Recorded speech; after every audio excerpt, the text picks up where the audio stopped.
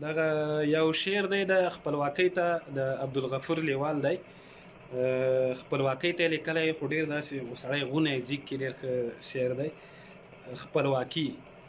خپلواکي د ایوب خان د شملې ول دی. خپلواکي د ایوب خان د شملې ول دی. د غازي امان الله د لارې پل دی.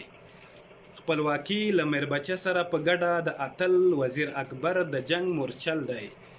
خپلواکي د جینکو د مکتب زنګ دی. له تیارو سره د سپینې رڼا جنگ دی. خپلواکي د ځوان شپانه د یا قربان غږ.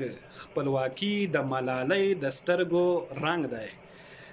خپلواکي د هلمند شور د پامیر لوړه. انګازې د سپین غر پر هره ټړه. خپلواکي د ودانۍ دوهم پیژان دی. خپلواکي د ودانۍ دوهم پیژان دی. خپلواکي خپله ډوډۍ خپله جونګړه. خپلواکي لکه خندا د ماشوم ښکلې. خپلواکي لکه اوبه رڼا سپېڅلې. خپلواکي د دې ملت بدن کې روح دی. خپلواکي یې د ویښتیا په نور پرېوللې. او خپلواکي د ویښتیا په نور پرېولې. خپلواکي خپلې اوبه پر خپله ځمکه. خپلواکي د پوهې کرکه له ټوپکه. خپلواکي څپې څپې په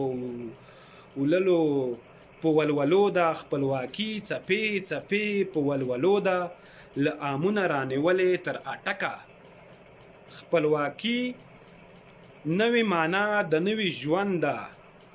روښانتیا سره د سولې یو پیوند ده. خپلواکي د مور ټیکری د بابا توره.